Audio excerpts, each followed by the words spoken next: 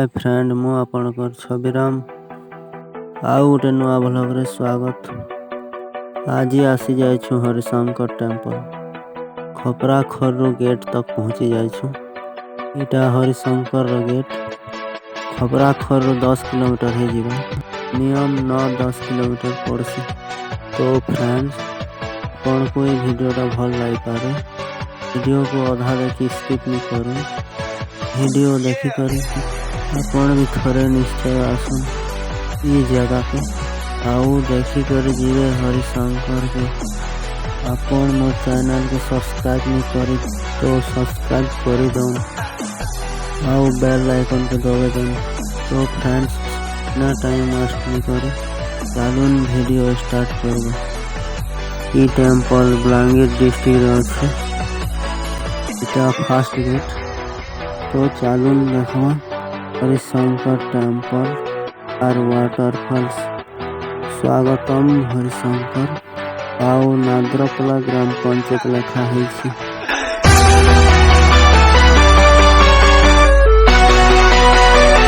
तो friends finally पहुंची जाइछु हरिशंकर।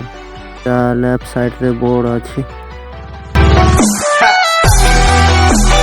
गाड़ी ते ठिया है तो ठीक से गेट आसी नहीं करवा।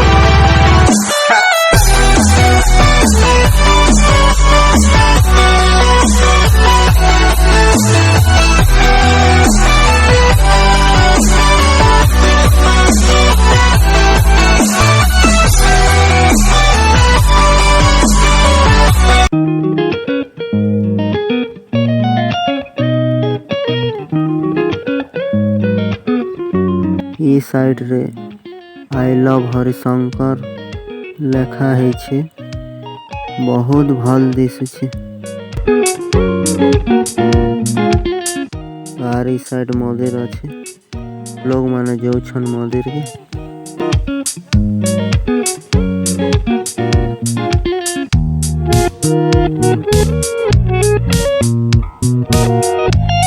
आर इने बहुत लोग सेल्फी नौछन जेते बेले आसलो ई जगह रे बहुत लोग थिले। एटा ए जगह एबे टिके कम लोग अछन आर से साइड रे गाधु छन लोग।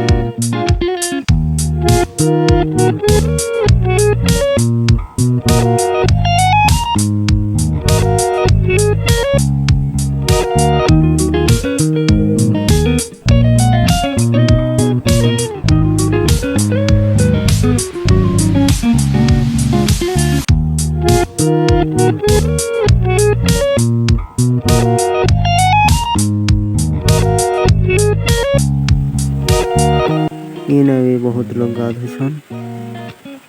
सेटा उपरू पानी आसुछे।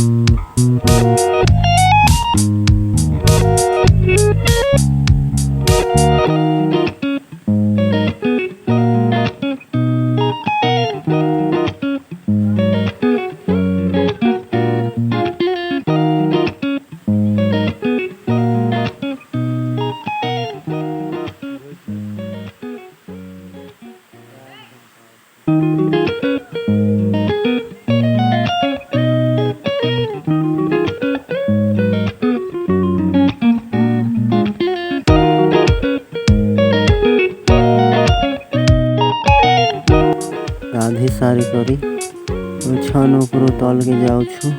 खाली अधा दूर सीढ़ी अच्छी।